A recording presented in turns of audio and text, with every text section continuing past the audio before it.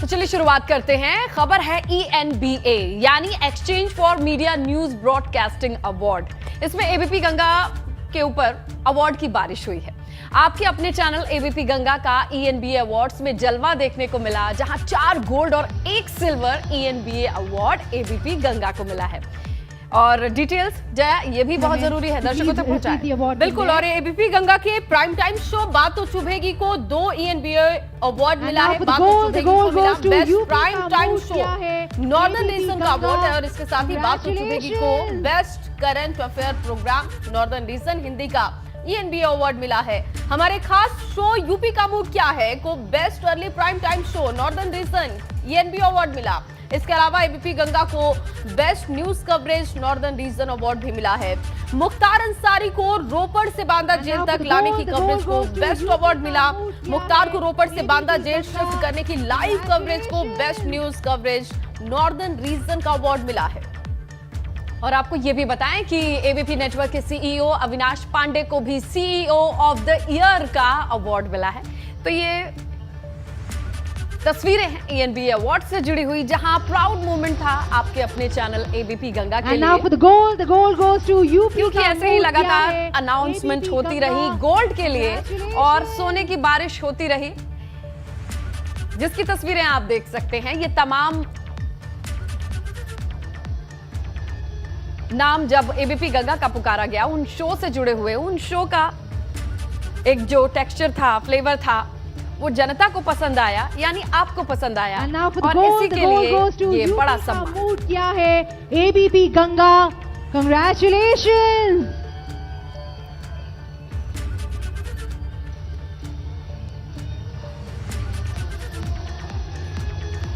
और देखिए लगातार ये तमाम तस्वीरें आपको दिखा रहे हैं। ये कल शाम की तस्वीरें हैं ENBA अवार्ड की तस्वीरें, जहां पर एबीपी गंगा का डंका बजा है। कई शोज में हमें एबीपी गंगा के लिए जोरदार तालियां हो जाएं प्लीज। और ये तमाम तस्वीरें हम आप तक पहुंचा रहे हैं।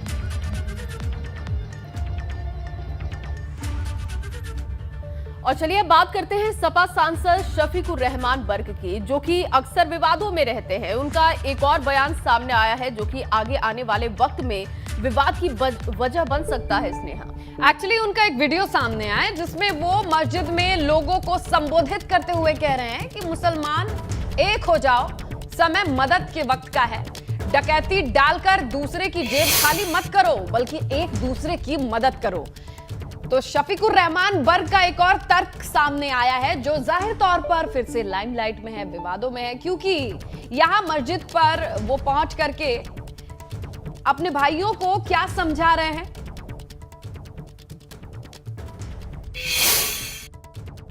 तो सिर्फ एक दुआ करना सारे मुसलमानों को एक करते हुए देखकर, मैं तो सिर्फ अल्लाह ताला से एक दुआ करना सारे मुसलमानों को एक करते हुए देखकर। वाराणसी से खबर है, BHU में स्टूडेंट्स ने हंगामा किया है। VC आवास पर स्टूडेंट का हंगामा और बल प्रयोग करने की भी खबर आ रही है। देखिए, BHU प्रशासन के सुरक्षा कर्मियों ने स्टूडेंट पर बल प्रयोग किया है। इफ्तार पार्टी को लेकर लगातार विरोध है, वो थमने का नाम नहीं ले रहा है। और ये हम आपको बताएं, लगातार स्टूडेंट डटे हुए हैं VC आवास के बाहर। प्रदर्शन की डिग्री बढ़ती जा रही है। कल की बात करेंगे आप तो यहाँ पर सिर मुंडवा करके VC के खिलाफ हंगामा किया था। और आज जब ये छात्र VC आवास के बाहर से नहीं हिले तो सुरक्षा कर्मियों ने हल्का बल प्रयोग किया है, इन्हें तितर बितर करने के लिए, VC आवास से बाहर हटाने के लिए। ये पूरा मामला, ये पूरा विवाद शुरू होता है जब महिला महाविद्यालय में कुलपति इफ्तार पार्टी में शामिल होते हैं और उसकी तस्वीरें आती हैं। इसके बाद से जो तमाम छात्र संगठन हैं और उनका ये कहना है कि भेदभाव है, अपीजमेंट है, तुष्टीकरण हो रही है, और अपनी इन बातों को लेकर ये धरने पर बैठे हुए हैं, लगातार डटे हुए हैं।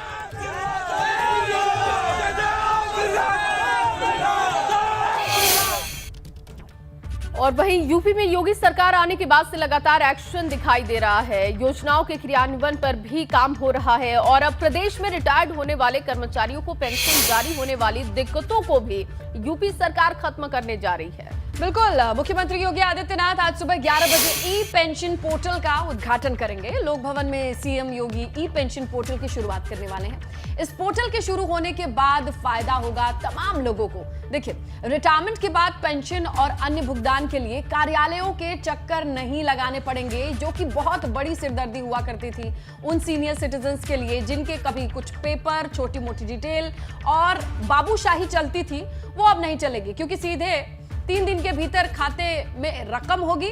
जितने भी डॉक्यूमेंटेशन है वो ऑनलाइन होंगे। दफ्तर नहीं खेला जाएगा। और इसके साथ ये भी बताया कि कार्यक्रम में सभी मंडलायुक्त और डीएम भी वीसी से जुड़ेंगे, वीडियो कॉन्फ्रेंसिंग से जुड़ेंगे और हर जिले से 50 से 100 पेंशनर भी इस कार्यक्रम का हिस्सा होंगे।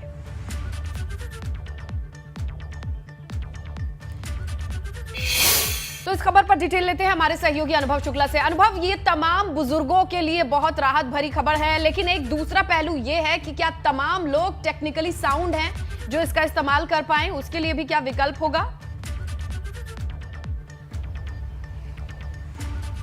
देखिए, ये आज अंतर्राष्ट्रीय श्रमिक दिवस है और इस मौके पर एक कार्यक्रम ये रखा गया और खास अगर आप देखिए, ये ई श्रमिक पोर्टल की शुरुआत हो रही है। और इसकी ज़रूरत क्यों पड़ी? आप देखिए, जो भी सरकारी कर्मचारी रिटायर होता है उसको यही चिंता रहती है कि अरे पेंशन कैसे मिलेगी, पेंशन कैसे समय पे आएगी। कई बार तो ये होता है कि पेंशन बहुत लंबे समय तक नहीं मिलती है। इसीलिए इन सारी समस्याओं का समाधान करने के लिए ये ई श्रमिक पेंशन पोर्टल की आज शुरुआत हो रही है। और जैसा आपने बताया कि इसमें आज सभी ज़िलों के डीएम भी जुड़ेंगे, कमिश्नर भी जुड़ेंगे और हर ज़िले से लगभग 50 से 100 जो है वो पेंशनर भी जुड़ेंगे, वर्चुअली जुड़ेंगे। अब ये कैसे काम करेगा, ये काफ़ी महत्वपूर्ण है। देखिए, जो सरकारी कर्मचारी अभी नौकरी में है और जिसको रिटायरमेंट मान लीजिए जिसका 6 महीने बाद है, तो वो अभी उस पर लॉगिन कर देगा और उसके बाद लॉगिन के बाद सारी चीज़ें वेरीफाई हो जाएंगी और 3 महीना, जब उसके रिटायरमेंट के 3 महीने बचे रहेंगे, तभी उसका जो ग्रेच्युटी वगैरह होती है उसका पेमेंट हो जाएगा।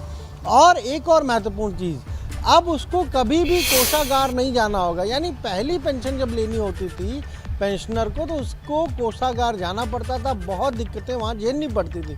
अब ये सब खत्म हो जाएगा। अब उसको वहाँ जाना नहीं पड़ेगा, कोषागार में उपस्थित नहीं होना पड़ेगा, ये पता नहीं पड़ेगा कि मैं अपनी पेंशन लेने आया हूँ। वो इस पर अप्लाई करेगा 6 महीना पहले रिटायरमेंट से और फिर सारी प्रक्रिया हो जाएगी 3 महीना पहले ही रिटायरमेंट के।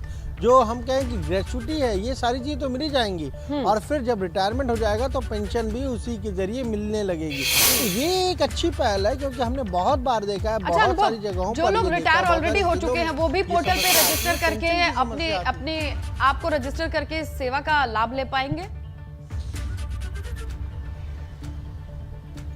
देखिए, बिल्कुल वो भी रजिस्टर हो सकते हैं और उनका आगे का अपडेशन होता रहेगा सारी चीज़ों का, क्योंकि अभी तक जिस तरीके से पेंशन उनके अकाउंट में आती है, पर वो भी अब इसमें अपडेट हो जाएंगे और इससे सरकार के पास भी एक पूरा डेटा आ जाएगा कि कितने उत्तर प्रदेश में जो पेंशनर हैं उनको पेंशन मिल रही है, कौन केंद्र सरकार की योजनाओं में थे उनको पेंशन मिल रही है, कौन राज्य सरकार के कर्मचारी थे उनको पेंशन दी जा रही है। तो ये सारा डेटा जो है वो भी इकट्ठा हो जाएगा और इससे कहीं ना कहीं सहूलियत होगी। जो हमने देखा है कि कई बार बहुत सारे बुजुर्ग लोग होते हैं, वो कोषागार के बाहर खड़े होते हैं इसलिए कि भाई उनको पेंशन लेनी है, वो सारी समस्या खत्म हो जाएगी। बिल्कुल अनुभव, गर्मी का मौसम, बरसात में बुजुर्गों को लंबी लंबी लाइन में लगना और वहां पे भी अगर एक पेपर नहीं है तो ऑफिस खेला जाना, ये तमाम चीजें बड़ी आम हुआ करती थी। लेकिन अब देखना यह है कि ये ट्रांजिशन कितना स्मूथ होगा और कितनी सहूलियत होगी और कितना सहयोग प्रशासन से मिलेगा। लेकिन पहल अच्छी है, नो डाउट। अनुभव, शुक्रिया तमाम जानकारी के लिए। और अब खबर लखनऊ से है और बात सपा अध्यक्ष की कर लेते हैं। लखनऊ में सपा अध्यक्ष अखिलेश यादव रोजा इफ्तार पार्टी में शामिल हुए, जहां उन्होंने सपा नेता की इस पार्टी में शिरकत की। तस्वीरें आप देख पा रहे हैं। बिल्कुल, दावत के बाद मीडिया से मुखातिब भी हुए अखिलेश और बीजेपी पर जमकर एक के बाद एक तीखे हमले किए, तंज किया। करूंगा और इस बार इसलिए नहीं हुआ, सरकार ने पार्टी कार्यालय के सामने पता नहीं क्यों रोज़ा अफ्तारी के समय सीवर लाइन डालने का फैसला लिया। ये सरकार ही ऐसी है, ये सरकार ऐसी है, अगर कोई अच्छा काम करना चाहेगा उस काम को न होने के लिए कोई तरीका ढूंढेगा। इस बार समाजवादी पार्टी के कार्यालय के सामने सीवर लाइन डाली जा रही है। हालांकि पूरी गंगा से लेकर के जितनी भी नदियां हैं सब गंदी पड़ी हैं, लेकिन इन्हें याद तब आई जब समाजवादी पार्टी के कार्यालय में रोज़ा अफ्तार होता है, उसी समय इनको याद आया कि सीवर लाइन यहाँ पे खुदनी है। मंत्री जी भूल गए, हो सकता है बिजली चली गई हो इसलिए भूल गए हो। जो कारखाने उन्होंने लिखे हैं अपने ट्वीट में, तीनों के तीनों कारखाने समाजवादी सरकार के बनवाए हुए हैं। ये भारतीय जनता पार्टी जो डबल इंजन की सरकार है, अगर इसने कोशिश की होती कि बिजली के लग रहे कारखाने पूरे हो जाएं, कोयला समय पर पहुंच जाए, तो आज उत्तर प्रदेश की जनता को इस संकट से, इस परेशानी से नहीं जूझना पड़ता। सोचिए, छोटे बच्चे हैं, माताएं बहनें घरों में हैं, बुजुर्ग हैं, बीमार लोग हैं, किस तकलीफ में रह रहे हैं। और कब बिजली आएगी और कब चली जाएगी, इन मंत्रियों के कार्यक्रमों में भी बिजली चली जा रही है। इसलिए बिजली का संकट पैदा किया है, ये भारतीय जनता पार्टी ने दिया है। ये जो लाउड स्पीकर वाली जानबूझ करके लेकर के आए हैं, वो जानते हैं कि अगर बेरोजगारी की बात करेंगे और बेरोजगारी के आंकड़े देने पड़ेंगे तो बेरोजगारी के आंकड़े नहीं है। आज भी नौजवान लखनऊ में भारतीय जनता पार्टी के कार्यालय के सामने जाकर के अपनी नौकरी की मांग कर रहे हैं। सोचो, उन्हें लाठी खानी पड़ी। और यही नहीं, पिछले 5 साल में न जाने कितने नौजवानों को लाठी खानी पड़ी। लाउड स्पीकर पे बहस छेड़ना चाहती है, और ये कोई आदेश आज का नहीं है। पहले से इम्प्लीमेंट क्यों नहीं किया, ये सरकार बताए कि जिन अधिकारियों के उपस्थिति में ये सब उल्लंघन हुआ है नियमों का, उन अधिकारियों पर क्या कार्रवाई सरकार करेगी। आगे बढ़ते हैं, बात करते हैं आजम खान की। आजम खान का नाम इन दिनों सबकी जुबान पर है। चर्चा में रहने का कारण जेल से मिलने वाला हर एक नेता है। और आजम खान से नेताओं की मुलाकात का दौर जारी है। बताया ये जा रहा है कि ओम प्रकाश राजभर आजम खान से जेल में मुलाकात करने जा सकते हैं। इससे पहले शिवपाल यादव और आचार्य प्रमोद कृष्णम भी आजम खान से जेल में मुलाकात कर चुके हैं। लेकिन सबसे बड़ी बात, सबसे जो बड़ा संकेत रहा नाराजगी का, वो ये रहा कि सपा के प्रतिनिधिमंडल से आजम खान ने मुलाकात नहीं की। लेकिन क्या अब वो ओम प्रकाश राजभर से मुलाकात करेंगे, ये देखना होगा। हालांकि ओम प्रकाश राजभर ने कहा है कि उन्होंने उनके वकील से, यानी कि आजम खान के वकील से बात की है और जैसे ही समय मिलता है वो मिलने के लिए पहुंचेंगे। और अब खबर मऊ से है, जहां मऊ में मंत्री संजय निषाद ने रात्रि भ्रमण किया और रात्रि भ्रमण के दौरान उन्होंने दलित के घर पर भोजन भी किया। साथ ही साथ संजय निषाद ने एक घायल शख्स को एसडीएम की गाड़ी से अस्पताल भी भेजा। बिल्कुल, संजय निषाद ने बताया कि इस गांव में बहुत ही ज्यादा समस्याएं हैं, जिसे लेकर संबंधित अधिकारियों को तुरंत निराकरण के निर्देश भी दे दिए गए हैं। तो देखिए, ये सीएम योगी का आदेश है कि सभी मंडल से जुड़े नेताओं को, मंत्रियों को एक जिम्मेदारी दी गई है कि वो शनिवार रविवार अपने क्षेत्र में रात्रि प्रवास करें, रुके, देखें और जो खामी मिले उसे दूर करने की कोशिश करें। इसी क्रम में मत्स्य मंत्री संजय निषाद भी मौजूद रहे। एक दलित के घर देखिए किस तरीके से, जहां चूल्हे पे खाना बन रहा है, यहीं पर वो रुके थे, खाना खाया। इसके साथ जो दूसरी तस्वीरें आई हैं वो है कि एक घायल को एसडीएम की गाड़ी से ही अस्पताल पहुंचाया।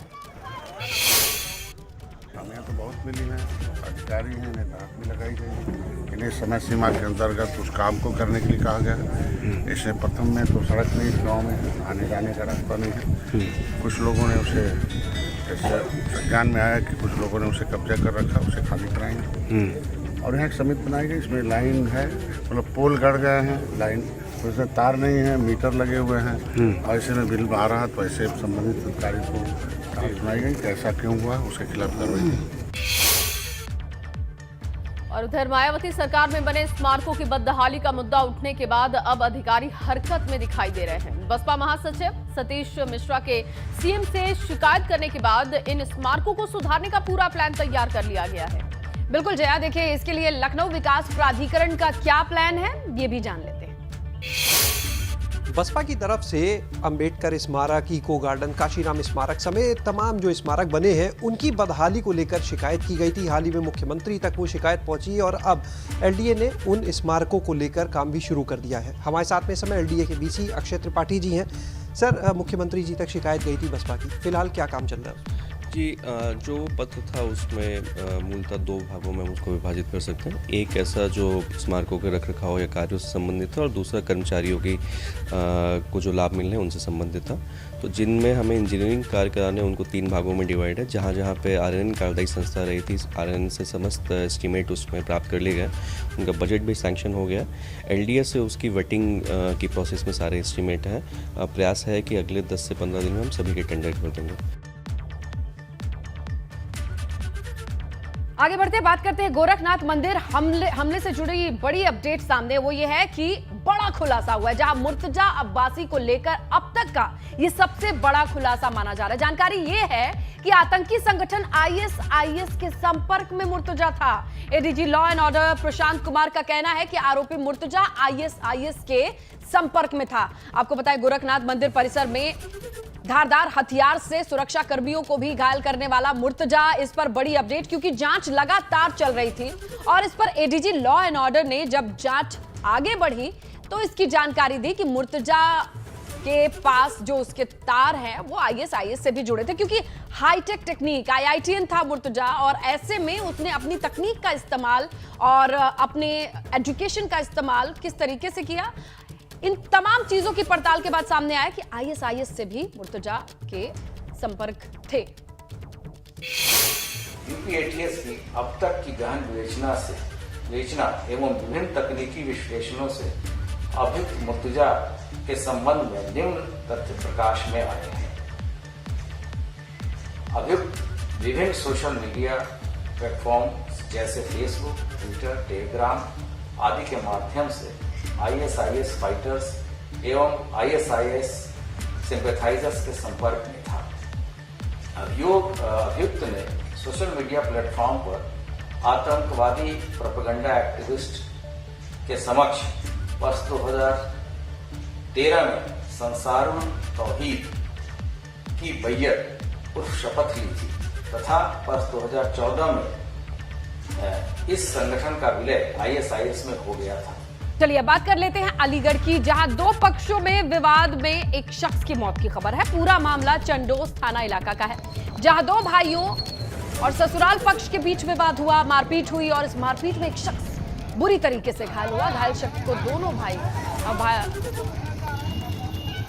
जब अस्पताल ले गया तो उसे मृत घोषित किया गया। परिजन अब पुलिस पर हत्या का आरोप लगा रहे हैं। परिजनों को कहना है कि मौत जो हुई है वो पुलिस कस्टडी में हुई है।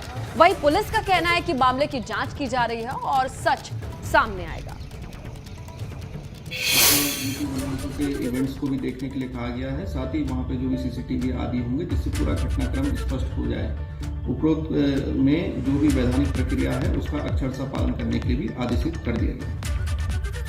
और चलिए खबरों में आगे बढ़ेंगे और अब आपको दिखाते हैं मिर्जापुर का एक वायरल वीडियो, जिसमें एक राशन कार्ड धारक राशन के लिए कोटेदार को धमकी देता हुआ दिखाई दे रहा है। वायरल वीडियो में वो कहता दिखाई दे रहा है कि मुझे वक्त से पहले अनाज चाहिए, नहीं तो मैं तुम्हें मारूंगा या मैं खुद ही मर जाऊंगा।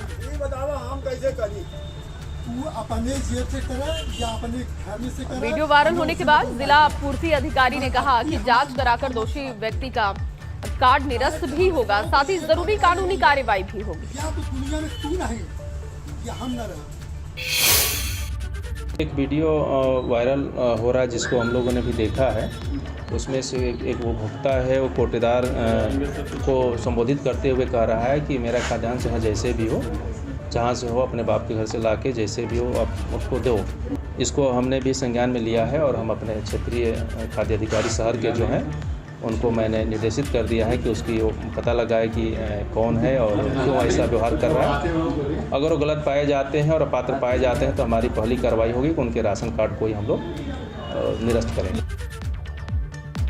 लेकिन इस पूरी तस्वीर में कोटेदार की भूमिका की भी जांच होनी चाहिए जया, जिसके पास ये शख्स पहुंचा। बिल्कुल, और चलिए आगे बढ़ते हैं और अब आपको दिखाते हैं कि यूपी में शहर शहर आग का कहर किस तरीके से इन दिनों दिखाई दे रहा है। दो तस्वीरें अब हम आपको दिखाने जा रहे हैं। पहली जो तस्वीर आप देख रहे हैं वो लखनऊ की है। लखनऊ में विधानसभा से कुछ ही दूरी पर स्थित एलोरा गेस्ट हाउस में अचानक आग लग गई।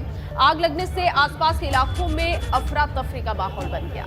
वहीं दूसरी तस्वीर सहारनपुर की है, जहां पंचायत कार्यालय के पास दुकान में अचानक आग लग गई। इस आग में लाखों का सामान जलकर खाक हो गया। स्थानीय लोगों के साथ पुलिस की टीम आग बुझाने के लिए आगे आई और ये दो तस्वीरें स्क्रीन पर हैं। लोकेशन अलग है लेकिन कमोबेश मंजर एक सा ही है, क्योंकि आग के बाद अफरा तफरी का माहौल और इस आग ने लाखों का नुकसान किया है आम लोगों के, कहीं घर तो कहीं दुकान में रखी चीजों का।